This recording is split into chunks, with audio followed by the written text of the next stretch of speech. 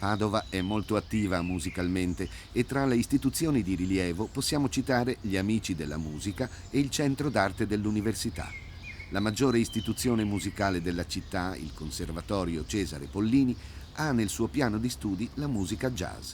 Ne parliamo con il direttore Leopoldo Armellini. Il Conservatorio di Padova si è sempre contraddistinto per la sua tradizione, la musica barocca, per quanto riguarda la sua grande scuola d'arco e non solo.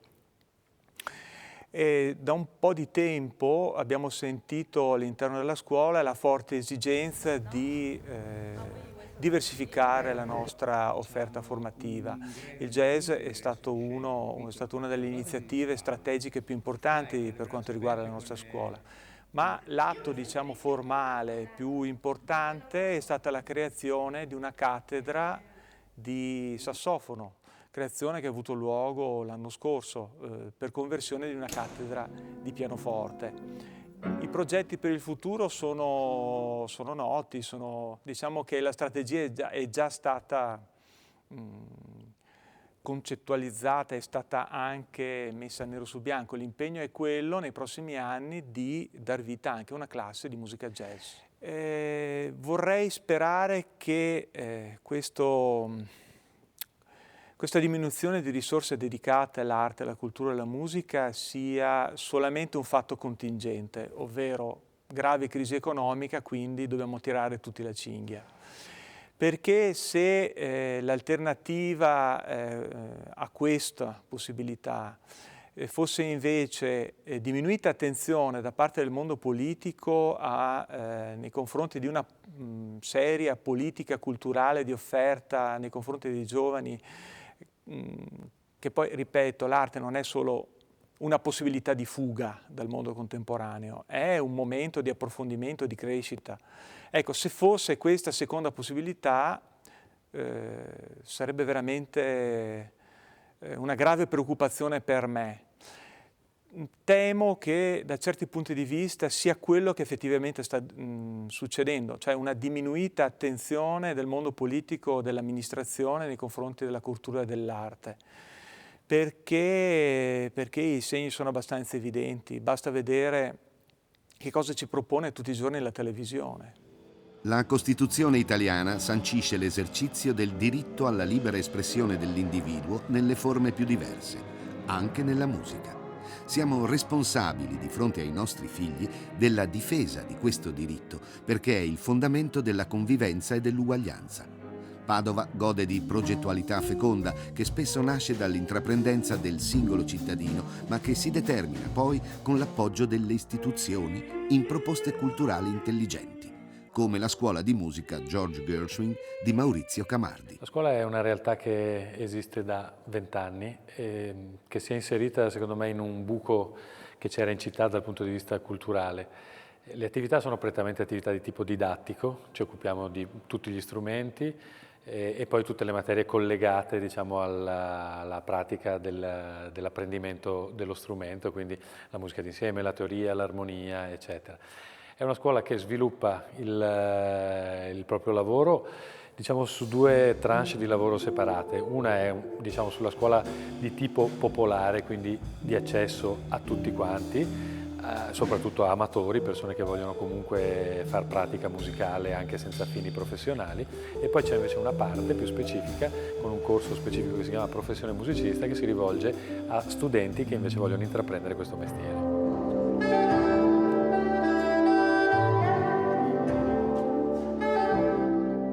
Maurizio, sei anche compositore e musicista e il tuo lavoro sembra pensato come una specie di sentiero magico dove, percorrendolo, si incontrano persone diverse, culture diverse e si parla la lingua universale della musica.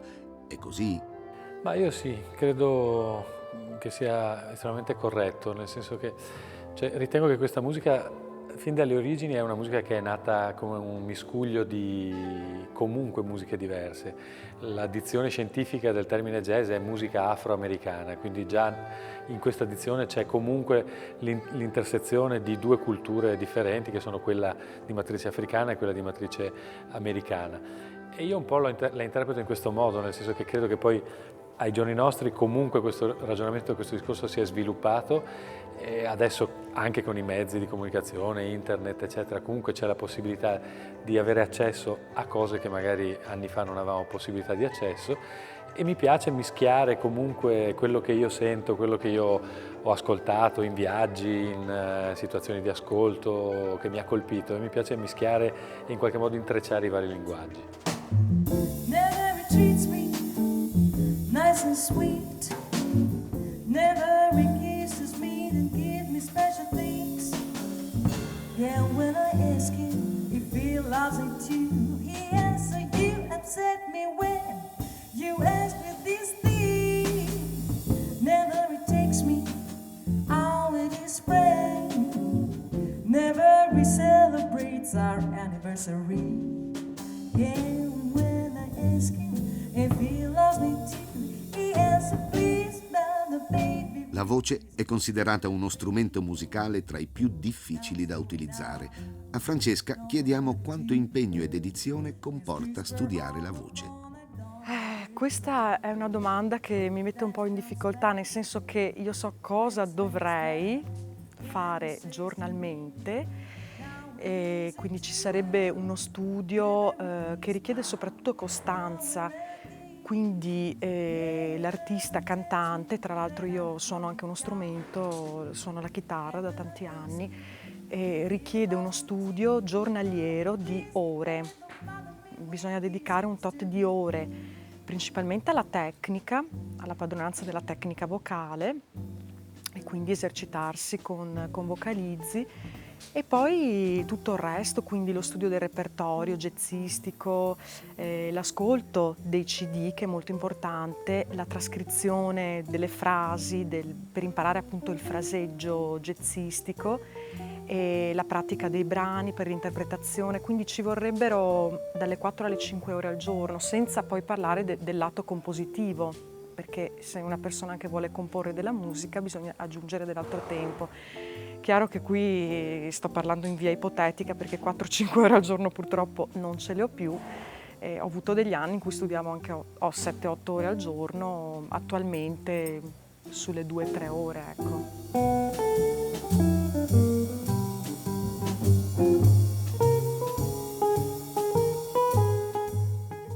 Francesca, come si arriva ad improvvisare con la voce e cos'è lo studio dello scat? L'improvvisazione con la voce è assolutamente identica e paragonabile all'improvvisazione su un qualsiasi strumento. E la difficoltà è che lo strumento voce ha come parametro l'orecchio. Noi seguiamo l'orecchio, dobbiamo imparare ad orecchio, dobbiamo sentire gli accordi, basiamo tutto il nostro studio sull'orecchio, mentre uno strumento, come per esempio la chitarra o il pianoforte, qualsiasi altro strumento, ha già tutte le note, tu schiacci la nota e sai che quella lì è la nota. Comunque, per quanto riguarda lo studio dello scat, è esattamente uguale a quello degli altri strumenti, quindi la pratica sulle scale, sugli arpeggi degli accordi e sul fraseggio jazzistico e bebop. Ad un certo punto della tua vita hai deciso di andare a New York. Quanto importante è stata questa città, simbolo del jazz, per la tua formazione di artista? New York è stato per me un punto di partenza. Ci sono capitata perché ho vinto una borsa di studio, e per me è stato un po' un trampolino di lancio, nel senso che prima di arrivare a New York non ero ancora sicura se veramente la musica sarebbe stata il mio futuro, la mia professione. E lì invece si è un po' più concretizzato, e ho avuto modo di imparare diverse cose, come per esempio anche il modo di atteggiarmi con il pubblico, quindi avere più padronanza del palco. Poi sicuramente molto importante è stata anche la conoscenza e lo studio della lingua americana, perché diventando una lingua ormai per me di tutti i giorni, ormai parlata correttamente, cambia anche poi il modo di cantare, il modo di esprimersi. Adesso quando canto un brano conosco benissimo le parole e riesco ad interpretarle in un modo molto più profondo rispetto alla conoscenza scolastica che avevo precedentemente della lingua. E poi è stato molto importante perché ho collaborato con dei musicisti di un calibro molto elevato che mi hanno per forza di cose costretta ad andare avanti anche a me.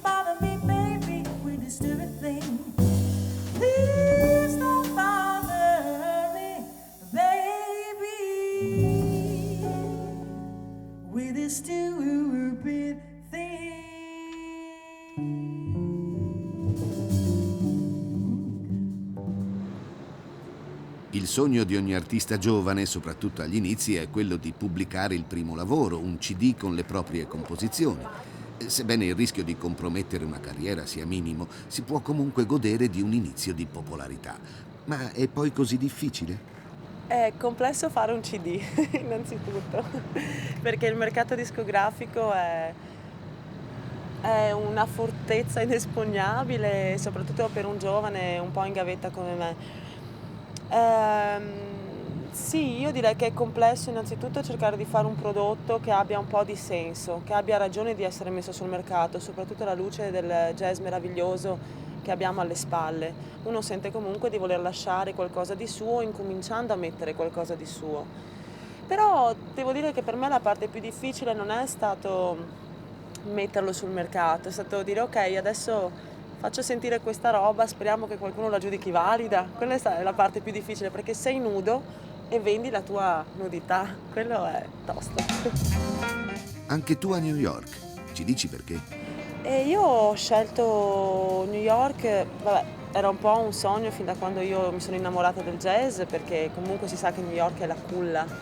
Se io penso a Charlie Parker, ai miei grandi miti, a Bill Evans, a McCoy Tyner, New York è la culla del jazz, allora avevo questa fortissima propensione a cercare di andare alla radice di quello che io desidero fare. Adesso mi fermerò un po' in Italia, però desidero tornare e consiglio tanto di farlo a tutti i musicisti, giovani e meno giovani, perché fa veramente bene.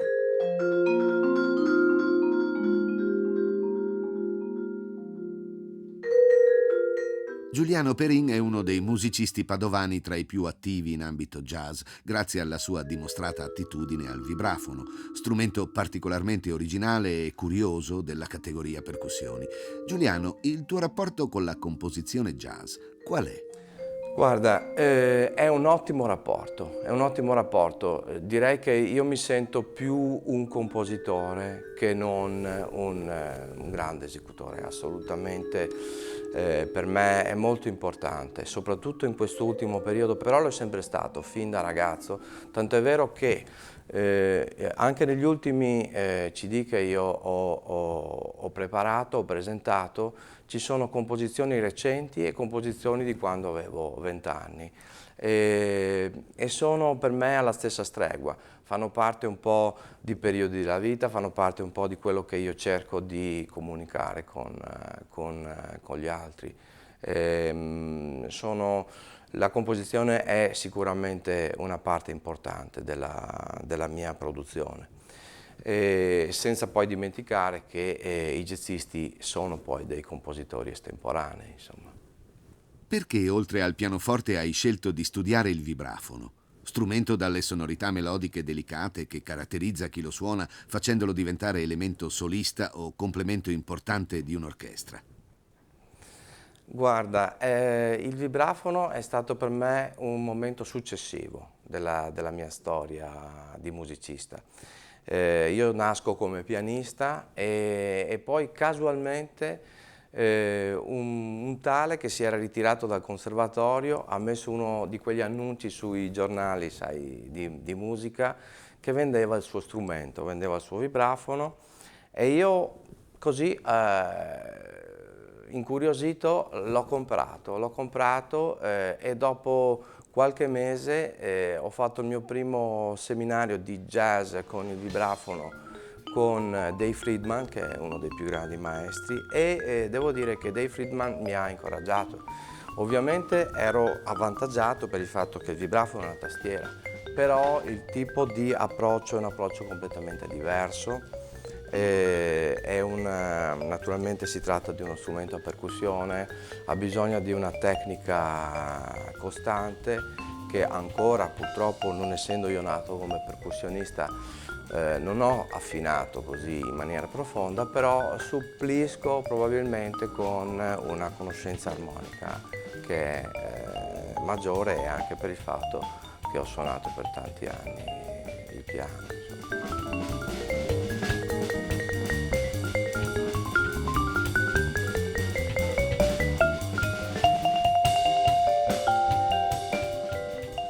Come vivono il jazz i giovani?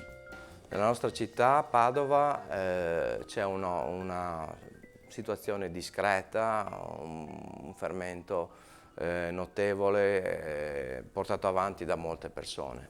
In altre città, soprattutto nei piccoli centri, è un po' più difficile arrivare ad avere la comunicazione. Però io credo che i ragazzi adesso, soprattutto intorno ai 18 anni, sono pronti per recepire un buon messaggio che viene dalla musica colta, dalla musica jazz, dalla musica etnica, da quello che non è solamente la musica leggera, popolare. Una definizione di jazz potrei dire yeah!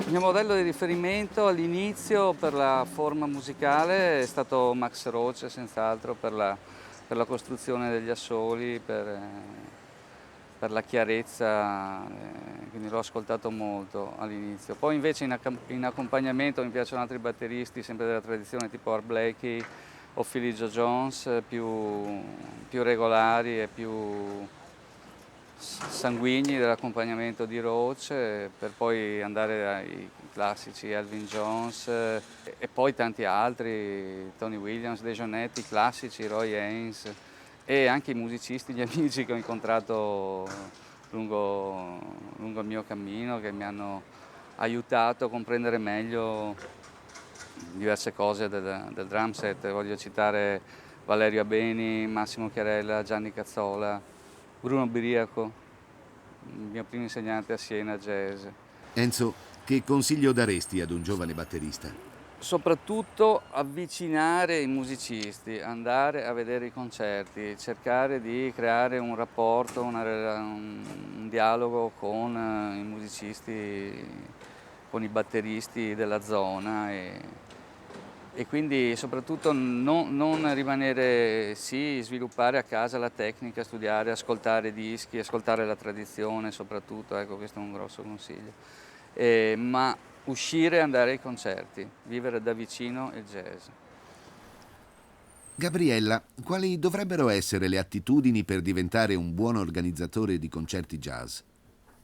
Il mio pensiero è soprattutto quello di avere una grande passione che ti spinge e poi avere, come dire, dedicarsi con molto impegno, perché non è che sia una cosa impossibile o improponibile, però è chiaro che bisogna darsi molto da fare, che bisogna scegliere, che bisogna farlo diventare un evento o un qualche cosa che sia interessante, che sia stimolante, che la gente possa seguire in qualche maniera, e all'inizio di sicuro non è molto facile, anche perché è meramente pur sempre una questione anche a volte di soldi. All'inizio è chiaro, una cosa che non si conosce, che la gente non sa che cosa può produrre, eccetera eccetera, per cui si parte con poco si può fare poco, ma io ho avuto una grande fortuna di avere credibilità, di avere tanti amici nei musicisti, anche perché avevo avuto nel passato un locale e attraverso questo locale avevo avuto modo dal 95 di fare molte conoscenze nell'ambito musicale,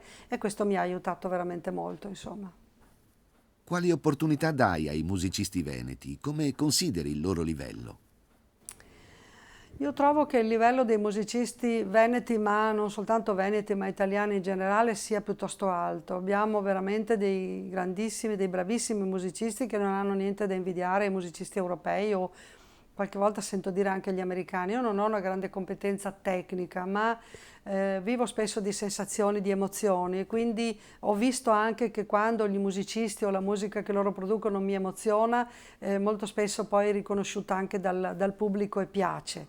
E di conseguenza qui nel Veneto ne abbiamo tanti e io ho voluto cominciare proprio con loro, con persone, con musicisti che ho conosciuto via via da vicino perché sono qui nella nostra città, e poi loro portavano automaticamente altri, perché i musicisti jazz, tu sai, non sempre hanno un gruppo vero con cui suonano, ma magari fanno parte di altri gruppi, per cui è una catena. E poi, come si dice, da una catena di questo tipo non si può che proseguire, no? E quindi questa catena aumenta sempre di più e si allarga, se vogliamo. Tanto è vero che 2 anni fa è stato fatto un concorso per giovani musicisti che non avevano mai prodotto un disco a loro carico, eccetera. Hanno risposto 130, sono arrivati 130 progetti da tutta Italia e di altissimo livello, quindi è stato anche molto difficile scegliere fra questi.